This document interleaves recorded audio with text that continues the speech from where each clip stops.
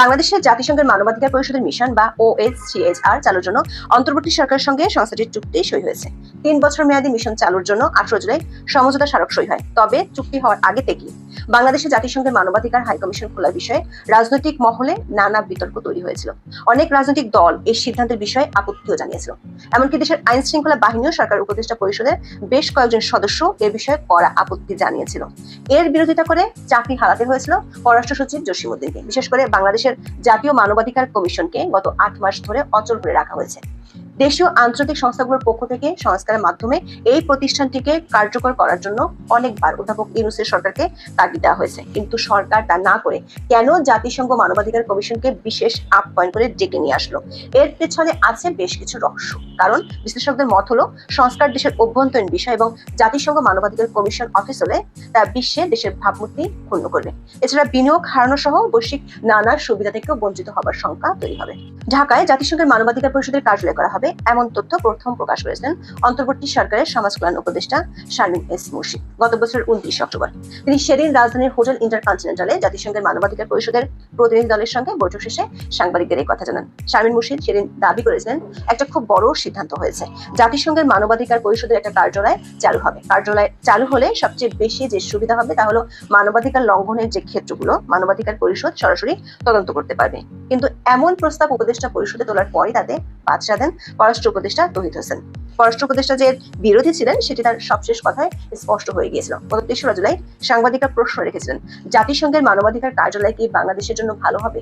এমন প্রশ্নের জবাবে পররাষ্ট্র উপদেষ্টা বলেছিলেন, এটির বিচার আমি করতে চাই না।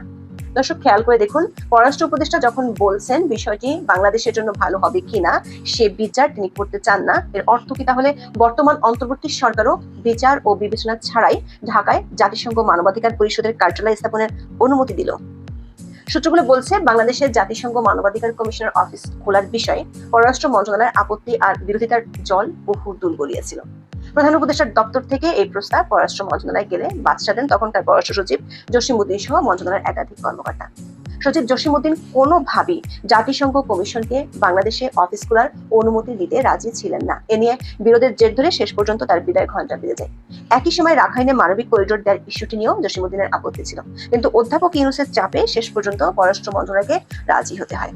তার আগে 4 বার খসড়া চুক্তিটিতে ঘষা মাজা করা হয়। আইন শৃঙ্খলা বাহিনীগুলোর আপত্তির জন্য স্বরাষ্ট্র উপদেষ্টা জাহাঙ্গীর আলম চৌধুরীও এর বিপক্ষে কথা বলেন। তবে উপদেষ্টা শারমিন মুর্শিদ, নূরজাহান বেগম, আদিলুর রহমান, আসিফ নজরুলের চাপে স্বরাষ্ট্র ও পররাষ্ট্র উপদেষ্টার আপত্তি আমলে নেননি ডক্টর মোহাম্মদ ইউনূস। উপদেষ্টা পরিষদের বৈঠকে খসড়া প্রস্তাব যাতে অনুমোদন হয় সেজন্য আসিফ নজরুল চাপ দেন। গত 29 জুন জাতিসংঘের কাছে চূড়ান্ত প্রস্তাবটি পাঠানোর আগে আসিফ নজরুল তড়িঘড়ি করে সংবাদ সম্মেলন করেন। সেখানে তিনি সাংবাদিকদের জানান, কান্ট্রি অফিসটি স্থাপনের খসড়া প্রস্তাবে নীতিগত অনুমোদন দিয়েছে অন্তর্বর্তী সরকার। ঢাকায় প্রাথমিকভাবে 3 বছরের জন্য কার্যালয়টি স্থাপন হচ্ছে। শেষ পর্যন্ত গত 18 জুলাই জেনেভা থেকে জাতিসংঘের মানবাধিকার হাই কমিশন অফিস জানিয়েছে, বাংলাদেশ সরকারের পক্ষে পররাষ্ট্র সচিব আসাদ আলম সিয়াম ও জাতিসংঘের মানবাধিকার বিষয়ক হাই কমিশনার ভলকার তুর্ক সমঝোতা স্মারকে সই করেছেন। শুধু সরকার উপদেষ্টা নয়, কিছু রাজনৈতিক দলের পক্ষ থেকেও এ নিয়ে আপত্তি ছিল। বিশেষ করে কয়েকটি ইসলামিক রাজনৈতিক দল এ নিয়ে আপত্তি জানিয়েছিল। এই আপত্তিগুলো কেবল রাজনৈতিক বিরোধিতার মধ্যে সীমাবদ্ধ ছিল না, বরং এর পেছনে গভীর আদর্শিক ও কৌশলগত উদ্বেগও কাজ করেছে। হেফাজতে ইসলাম বাংলাদেশ এই কার্যালয় খোলার সরকারি সিদ্ধান্তের তীব্র বিরোধিতা করেছে, এটিকে চরম আত্মঘাতী বলে মন্তব্য করেছে এবং অন্তর্বর্তী সরকারকে এই সিদ্ধান্ত থেকে সরে আসতে আহ্বান জানিয়েছে। বামপন্থী দলগুলো এর বিরোধিতা করেছে। বাংলাদেশের কমিউনিস্ট পার্টি বা সিপিবি বাংলাদেশে জাতিসংঘের মানবাধিকার কমিশনের অফিস স্থাপনের বিরোধী। তারা বলছে, কোনো একটি দেশ যদি দীর্ঘমেয়াদে সংকটে পড়ে যায় তাহলে জাতিসংঘ মানবাধিকার কমিশনের অফিস প্রয়োজন হয়, কিন্তু বাংলাদেশ তো এমন কোনো দীর্ঘমেয়াদী সংকটে পড়ে নাই যে তাদের অফিস লাগবে। সমালোচকরা মনে করেন, এই ধরনের কার্যালয় স্থাপন করা হলে তার দেশের উপর একটি চাপ সৃষ্টি করবে এবং বিভিন্ন ক্ষেত্রে সরকারের কাজে বাধা সৃষ্টি হতে পারে। বিশ্লেষকদের মত হলো, সংস্কার দেশের অভ্যন্তরীণ বিষয় এবং জাতিসংঘ মানবাধিকার কমিশন অফিস হলে তার বিশ্বে দেশের ভাবমূর্তি ক্ষুণ্ণ করবে। এছাড়া বিনিয়োগ হারানো সহ বৈশ্বিক নানা সুবিধা থেকেও বঞ্চিত হবার শঙ্কা তৈরি হবে। আন্তর্জাতিক সম্পর্ক বিশ্লেষক ইমতিয়াজ আহমেদ বলেন, অস্থায়ী বলে কিছু নেই, একবার তারা ঢুকে পড়লে জাতিসংঘকে সরানো মুশকিল হয়ে যাবে। একেবারেই ঘরোয়া বিষয়, জাতিসংঘের কিন্তু সেই ম্যান্ডেট নেই। দর্শক, প্রশ্ন কেবল দেশের ভিতরে নয়, বাইরেও রয়েছে। ফিলিস্তিন, সিরিয়া মানবাধিকার ও জাতিগত সংঘাতে চরম বিপর্যস্ত 19টি দেশে রয়েছে জাতিসংঘ মানবাধিকার কমিশনের কার্যালয়। জাতিগত সংঘাত নেই এমন কোনো দেশে এর কার্যালয় নেই। দেখা গেছে উন্নত দেশ তো বটেই, উন্নয়নশীল দেশগুলোরও কোনোটি এ ধরনের কার্যালয় স্থাপনের সম্মতি দেয় না। দক্ষিণ এশিয়ার কোনো দেশই এমন কার্যালয় নেই। তাহলে বাংলাদেশ সম্মতি দিল কোন উদাহরণ সামনে রেখে? গৃহযুদ্ধের পর 2009 সালে নেপালে জাতিসংঘের মানবাধিকার কার্যালয় চালু হয়েছিল এবং 2011 সালে সেটি নবায়ন করা হয়নি, যখন পরিস্থিতি স্বাভাবিক হয়। প্রশ্ন উঠছে, বাংলাদেশে কি তেমন কোনো যুদ্ধ পরিস্থিতি বিরাজ করছে? এখন কি বাংলাদেশে এমন পরিস্থিতি তৈরি হলো যে নেপালের মতো বাংলাদেশেও এ ধরনের কার্যালয় লাগবে? এমনকি সরকারের কাছে জাতীয় মানবাধিকার কমিশনের প্রতিনিধিরা প্রশ্ন তুলেছিলেন, এ ধরনের কার্যালয় থাকা দেশগুলোর সঙ্গে বাংলাদেশের মানবাধিকার পরিস্থিতি তুলনীয় কিনা। এর মধ্যে রহস্যজনক কারণে বাংলাদেশের জাতীয় মানবাধিকার কমিশনকে অকেজো করে রেখেছে অন্তর্বর্তী সরকার। দেশীয় বিদেশি নানা সংস্থার পক্ষ থেকে সরকারকে গত বছরের সেপ্টেম্বর থেকে জাতীয় মানবাধিকার কমিশনের সংস্কার ও পুনর্গঠনের দাবি জানিয়েছে, কিন্তু গত 8 মাস ধরে সংস্থাটিকে অকেজো করে রেখেছে অন্তর্বর্তী সরকার। জাতীয় মানবাধিকার কমিশনের চেয়ারম্যান, সার্বক্ষণিক সদস্য এবং অন্য সদস্যরা নেই গত 8 মাস ধরে। 2024 সালের 7 নভেম্বর তারা একযোগে পদত্যাগ করেন। এরপর থেকে কার্যত অচল হয়ে আছে রাষ্ট্রীয় সংস্থাটি। নতুন নিয়োগ না হওয়ায় মানবাধিকার লঙ্ঘনের শিকার ব্যক্তিরা সংস্থাটিতে লিখিত অভিযোগ করেও কোনো প্রতিকার পাচ্ছেন না। তাদের কাছ থেকে পাওয়া অভিযোগগুলো কেবল ফাইল বন্দী করে রাখা হচ্ছে পরবর্তী কমিশনের অপেক্ষায়।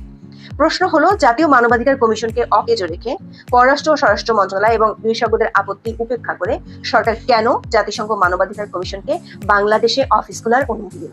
সরকার অবশ্য উদ্বেগগুলো নিয়ে একটি ব্যাখ্যা দিয়েছে। অন্তর্বর্তী সরকার বিবৃতিতে অবশ্য শক্ত কোনো যুক্তি দেখাতে পারেনি, বরং সরকার আশা করছে মিশনটি সবসময় স্বচ্ছতা প্রদর্শন করবে এবং স্থানীয় অংশীদারদের সাথে ঘনিষ্ঠ সহযোগিতা বজায় রাখবে। জাতিসংঘ আমাদের সাংস্কৃতিক এবং ধর্মীয় বাস্তবতার প্রতি পূর্ণ সমর্থন রেখে বাংলাদেশে কাজ করার জন্য প্রতিশ্রুতিবদ্ধ। কিন্তু জাতিসংঘের মানবাধিকার পরিষদের আগের নাম ছিল কমিশন অন হিউম্যান রাইটস, যেটি 2006 সালে বিলুপ্ত হয়েছিল। এই নাম পরিবর্তনের প্রধান কারণ ছিল সংস্থাটির বিরুদ্ধে পক্ষপাতিত্ব, নির্বাচনমূলক আচরণ এবং রাজনীতিকরণের গুরুতর অভিযোগ।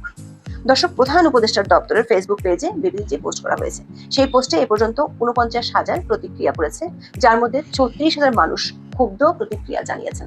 একজন লিখেছেন, ভুল বোঝেন না, জাতিসংঘের ভণ্ডামি এখন রিকশাওয়ালারাও বোঝে। আরেকজন লিখেছেন, বন্ধ করুন এই প্রতিশ্রুতির নাটক, এ জাতি পশ্চিমাদের বিশ্বাস করে না, যত জায়গায় এরা প্রতিশ্রুতি দিয়েছে সব জায়গা ধ্বংস করেছে। দর্শক, সরকার কেন এই অনুমতি দিয়েছে সেটি পাওয়া যাবে উপদেষ্টা শারমিন মুর্শিদের কথায়। গত বছর 29 অক্টোবর উপদেষ্টা শারমিন মুর্শিদ সাংবাদিকদের বলেছিলেন, রাজনৈতিক দলগুলোর মাধ্যমে নিজেদের অপরাধের তদন্ত হয় না। রাজনৈতিক দলগুলো ক্ষমতায় আসে, চলে যায়, তারা যদি নিজেদের অপরাধের তদন্ত করে, সে তদন্ত তো হয় না।